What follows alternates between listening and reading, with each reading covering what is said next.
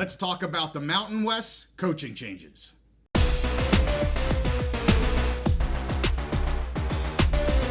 coaching carousel never stops, so we're back on the big mountain to keep you updated.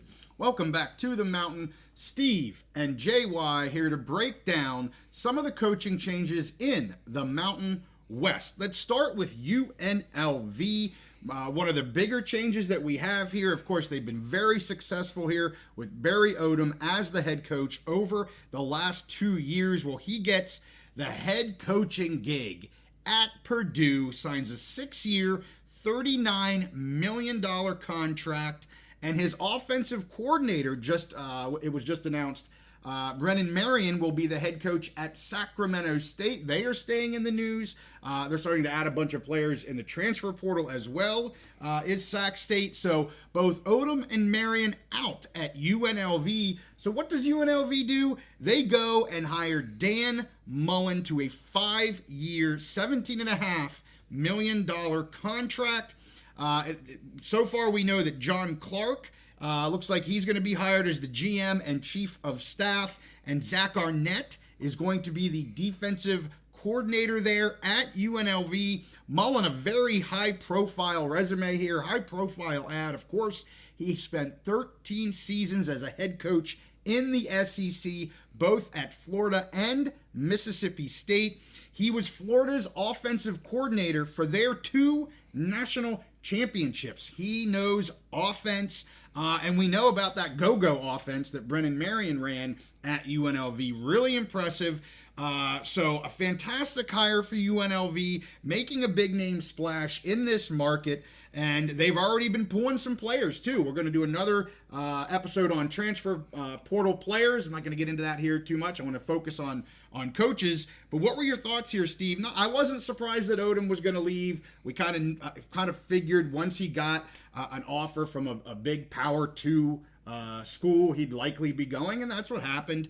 So any thoughts on Odum, and then any thoughts on Mullen here coming in? Well, this is a unique situation for us because it touches the Mountain West and the Big Ten. Yes. So I'll say from a Big Ten perspective, from Purdue's hire, great. I think it's a great spot for Odum. I think it's a great hire for them.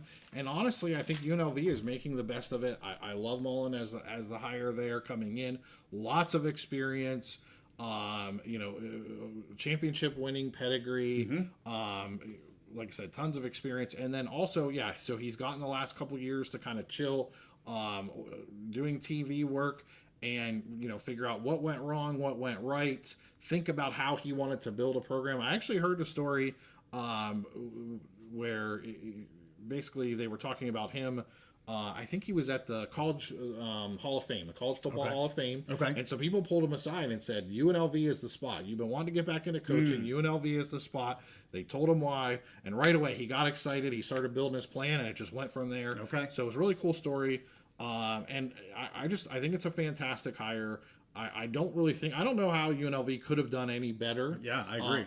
Than that hire. I expected Mullen to come back and probably go to P2, P4 type of position. Yeah. And I think he looks at UNLV as being that borderline. Some people, they showed him some things about UNLV, and he looks at it as being that borderline, almost there on that level of the Power 4, right, which I think UNLV has showed that under Odum the last 2 years. So great hire for them, great hire all around, and the moves that Odum and Marion made, they got some good spots as well. So, and that's a great point about kind of making it known that you want to get the attention of and maybe an eventual invite of the Power 2 conferences. Similar to what Sac State's doing here, trying to get the attention of FBS conferences to make the move, making a lot of splashes here. And UNLV here they're investing in their program.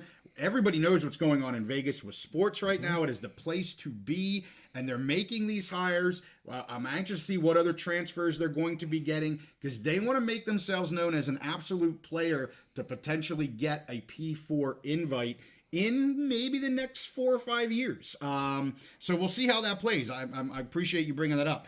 I want to talk New Mexico and Utah State next. I'm going to kind of combine them because we have transfers between the two schools. So, of course, Bronco Mendenhall, he was in here at UNM his first season. If you follow the Mountain West, you know the great story that the Lobos had. And he changed things, had a great quarterback there, almost made a bowl game. Fantastic. I was hopeful he'd stick it out for another couple years. Not a long-term, like 6, 7, 8 year type of thing, but a few years I thought would have been great. That doesn't happen. Of course, the Utah State position was kind of opened all year. They had the interim coach in there because of what happened with Anderson at the beginning of the season. And not surprising, the Bronco Mendenhall going back to the state of Utah. Everybody knows he was with BYU there for quite a while. He gets a 6-year, $12.9 million contract.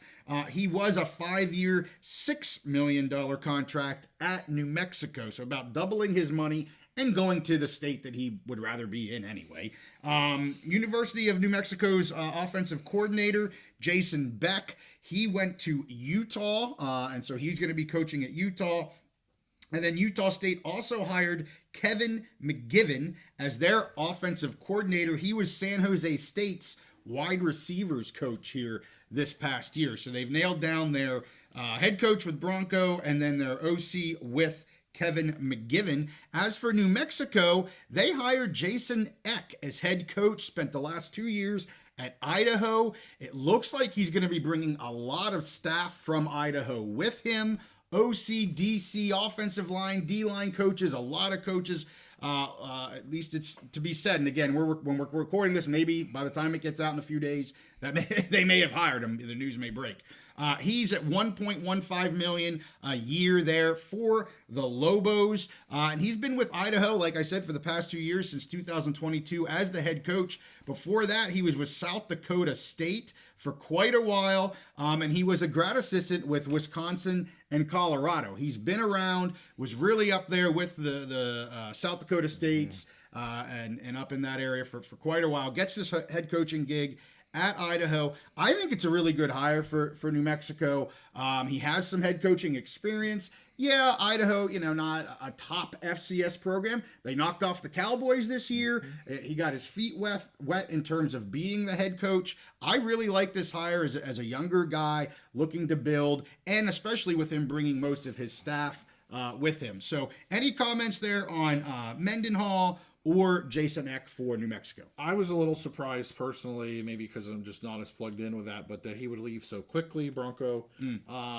But I think for Utah State, I think it's a great hire. Yeah. All the reasons why he was a great hire at New Mexico, he's a great hire at Utah State. Right. Maybe even better because we talked about him being familiar with Mountain West football and Western football and all that. And now he's back in his home state of Utah. So great hire for them. I was a little surprised. And New Mexico was in a bad spot, honestly, with the timing of it and just where they are. I mean, they were in that first step of this rebuild. And I think the hire they made with Eck, I think it's a good hire, probably about as good as they could do there. I was looking at his record with South Dakota State. I think he did some good things there. And Idaho, I saw them play in 2 games this year, the Wyoming game, and then they played Boise, I think, right? Or no, Oregon. They played one of the Pac schools. Yeah, maybe it was Oregon. Yeah, I saw them play against one of the Pac schools. Might have been Oregon. And they acquitted themselves pretty well. So I think it's a good move for them. Good. They can restart that rebuild again. And honestly, I think this is a guy where I think you can maybe trust him a little bit more to be there 3-4 years at least and build this thing, which I think that's exactly what New Mexico needs right now. So I think both teams kind of won, we'll say. I mean, I'm sure New Mexico would have loved to keep Bronco, but like you said, it was just a ticking time bomb. Yep. Next year when that Utah job opens up, he may be gone again. Maybe a 1 year, and boom, boom. Yep. So, I think New Mexico's getting a guy that's I think will stay there and rebuild this thing. And Utah State's, I mean, they're getting a real good coach who knows the state. So kind of win-win all around. And you're right, my brain's starting to work. Oregon did play Idaho, and they played them pretty close, actually. Yes, so, really, you're right about that. Last one I want to talk about, then I just summarize some of this at the end. Fresno State, they move on from, again, their interim coach this year. They hire Matt Entz, 5-year contract, $7.35 million in 2024 here this year. He was with USC as their linebacker coach. I think he was also like a associate or assistant or something coach as well. 2014 through 2023, he was at North Dakota State. He was their defensive coordinator for a while. He was their head coach from 2019 through 2023. He won the championship up there in 2019, and 2021 was Coach of the Year for them in 2019 and 2021. So very good pedigree, working with one of the top, if not the top, FCS teams in North Dakota State. So he knows his football. He knows very competitive football. So a good hire here for Fresno State, getting Matt Entz. Any comments? Fantastic hire. Like you said, he had a lot of success at the top level of FCS, one of the top programs there. Goes to USC, gets some experience with a P2 program, the top tier program in California. I'm sure that experience, and then just the connections with recruiting and all that in the state of California, I will do him well, and maybe bring on some of those USC players who look like they're all ready to jump ship. Yeah. So fantastic hire for them as well. Yeah, so let's talk a little bit about coaching salaries here. So Dan Mullen is the top, heading into next year, the top highest paid coach here at UNLV, $3.5 million. Second is Bronco Mendenhall at Utah State for $2 million. Just below him, Jay Norvell, $1.9 million. And then Sean Lewis, $1.85 million there at San Diego State. Number 5, rounding out our top 5, is good old Ken Niumatalolo. He's at $1.5 million with San Jose State. That was for this past year, and I'm not 100% sure what it's going to be next year. But, you look at those top 5 and just a lot of talent there, and they've been around coaching for a while, especially when you add, Coach Ken into that. Lots of talent. Spencer Danielson comes in at 6, then Jason Eck, then Matt Entz, then Jeff Choate. Timmy Chang is 10th. We don't have any information for Troy Calhoun, and I did not see Jay Sawvel on here either. So missing a couple guys. Clearly those two guys are not going to be up in the $2 million range where Mendenhall's at. I see a raise in Danielson's future if he's going to continue to be at Boise. For sure. I had a couple more thoughts on Mullen, if I could. Yeah. I haven't seen Williams played in the bowl game. I haven't seen the status on all the UNLV players. I'm guessing they're trying to figure out the lay of the land, who's staying, who's going, who's Mullen going to bring in. But I will say, with the offense that Mullen ran both at Mississippi State, I think he was there when Dak Prescott was there. I'm almost positive. And what he did at Florida, Williams in the modern era is the absolute perfect quarterback for that system. So I'm hoping Williams will be back next year. Williams is Dunsky. Oh, he's done. Final year. So he's aged out. Believe it or not, guys can still actually age out of college football. Just sue the NCAA and get another year. Well, I would say if you're a UNLV fan, I would expect another similar quarterback like that. Similar style, because that if you liked what you saw this year, I think you're going to get more of that. That's what Mullins likes to do. That athletic quarterback, a guy that can kill you both ways. He's not going to be just a drop back passer, statue kind of guy. Dynamic offense. Use your skill players. Spread the ball around. Get it out. And have an athletic quarterback that can use his legs. Well, they have. It's been announced that the Virginia quarterback. Okay. I'm drawing a blank on his name. Is transferring. It's transferring. It's so hard to keep track of all. Yeah. Of So these. we're going to do a whole nother player transfer portal hitting the big names. But I will say, after they named this, of course, a lot of players went to the portal from UNLV. Many of the star talent has said they're going to the draft. Right. Jackson Woodard, Ricky White, they're all declaring for the draft. A lot of other guys went to the portal, but you're seeing some of them return back to UNLV here, saying I'm here to stay. So he's making his rounds with some of the guys who are in the portal. Certainly, bringing in a coach like Mullen will only help keep those players, and you're seeing some of that happen right now. Just saw a couple of those here recently that have said that. Some other vacant positions I just want to go over. Of course, Utah State, a lot of openings right now. We don't know exactly how Mendenhall is going to be doing that. UNLV, most of the assistants are opened. I mentioned a few that have been solidified here. Of course, San Jose State now has a wide receivers coach because they lost him to the OC position.